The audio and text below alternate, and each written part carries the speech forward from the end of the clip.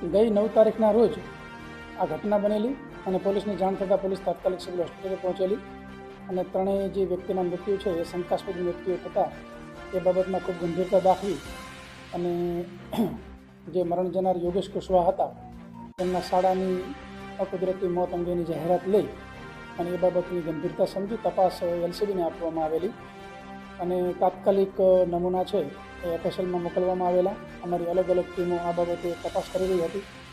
એની અંદર એફએસએલનો અભિપ્રાય આવતા એફએસએલનો જે ઓપિનિયન છે એ મુજબ અહીંથી અમે જે સેમ્પલ લીધા હતા, કારણ કે જે નજરે જોનાર સાક્ષીનું જે કહેવું હતું,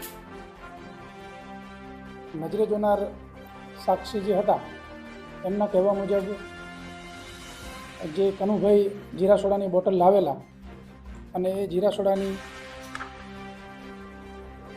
બોટલમાંથી ત્રણેય થોડી જીરા સોડા પીધેલી અને તરત જ થોડીક જ વારની અંદર એમને તકલીફો થયેલી અને તાત્કાલિક હોસ્પિટલમાં એડમિટ કરવામાં આવેલા. તો આ બાબતે એફએસએલ અધિકારીને સાથે રાખી અને તપાસમાં કોઈ કચાશ ન રહી જાય એ માટે બનાવ સ્થળ જે જગ્યાએથી નજરે જોનાર સાક્ષીઓ જ્યાં પેલા લોકોએ જીરા સોડા બોટલ પીધી, ત્યારબાદ જીરા સોડા બોટલ જે ડસ્ટબિનમાં નાખી હતી એની અંદર અન્ય પણ જે કંઈ બોટલ હતી એ બધી બોટલો એફએસએલમાં મોકલવામાં આવેલી. ડૉક્ટર પાસેથી વિશેરા લઈ અને એ એફએસએલમાં મોકલવામાં આવેલા.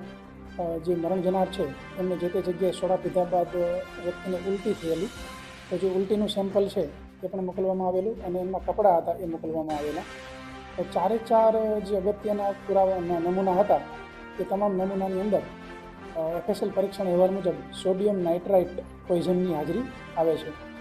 અને જે તે વખતે પેનલ ડૉક્ટરથી આપણે પીએમ કરાવેલું અને પેનલ ડૉક્ટરથી જ્યારે પીએમ કરાવ્યું ત્યારે ડૉક્ટરે પ્રાઇમરી કોઝ ઓફ ડેથ જે આપેલું એ પ્રોબેબલ કોઝ ઓફ ડેથ જે હતું એ cardio respiratory due to cardio respiratory arrest, એટલે મતલબ હાર્ટ અને લંગ્સને લગતા પ્રોબ્લેમ્સ.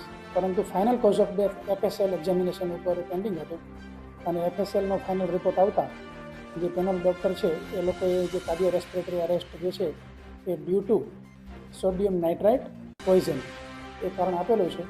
એટલે જે ફરિયાદ દાખલ કરી છે અમે હાલ, અને જે મર્ડરની ફરિયાદ દાખલ કરી એમાં જે તે વખતની જે અમોત જાહેર કરનાર જે યોગેશ કુશવાહના જે શાળા છે એમના શાળા જે છે બલવીરસિંહ કુશવાહ એમની ફરિયાદ લીધેલી અને એમની ફરિયાદને આધારે અત્યારે કે જે વ્યક્તિઓને અમને 3 જણાને જે જીરા સોડા આપી તો એમાંથી કોઈએ મિલાવ્યું કે જીરા સોડાની અંદર કોઈએ મિલાવી અને કનુભાઈ ચૌહાણને બોટલ આપી, એ પ્રકારની હાલ અમારી તપાસ ચાલુ છે કે આ કૃત્ય કરનાર કોણ વ્યક્તિ છે, સોડિયમ નાઇટ્રેટ ક્યાંથી આવ્યું, ક્યારે ભેળવવામાં આવ્યું અને એનું કારણ શું છે, વ્યક્તિનો હેતુ શું છે, એ હાલ અમે અમારી અલગ અલગ ટીમ બનાવી અને શોધી રહ્યા છીએ. ભવિષ્યમાં જો કદાચ કોઈ આરોપી પકડાય છે તો એની સામે કાયદાકીય જોગવાઈ છે, કયા પ્રકારની સજાની જોગવાઈ?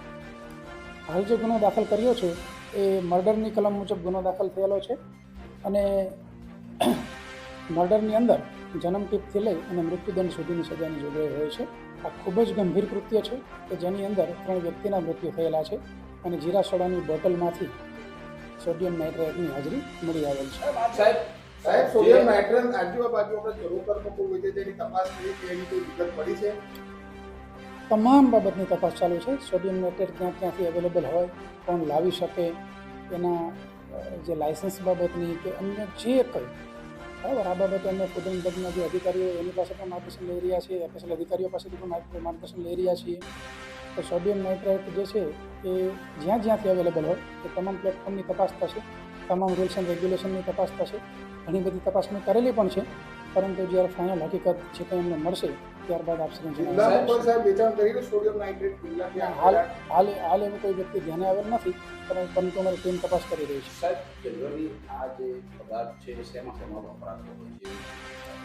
એની માટે જે કેમિકલ ક્ષેત્રના નિષ્ણાત હોય એ ચોક્કસપણે કહી શકે, પરંતુ જે કેમિસ્ટ્રી લેબ હોય એની અંદર વપરાતા હોય છે, અમુક ડાઇંગ ઇન્ડસ્ટ્રી હોય એની અંદર પણ વપરાતા હોય છે, પરંતુ આ બાબતનો વધારે પ્રકાશ કોઈ નિષ્ણાત પાડી શકે કેમિકલ ક્ષેત્રના, પરંતુ ઘણી બધી જગ્યાએ આનો ઉપયોગ થઈ શકે છે.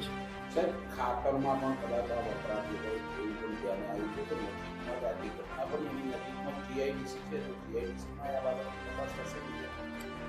તમામ જગ્યાએ જે જગ્યાએ મળી શકે એ તમામ જગ્યાએ થશે અને આપ જે ખાતરનો કહો છો તો એ બાબતમાં પણ મને એગ્રીકલ્ચરના કન્સર્ન ડિપાર્ટમેન્ટના અધિકારી હશે તો એમને પણ અમે સંપર્ક કરીશું.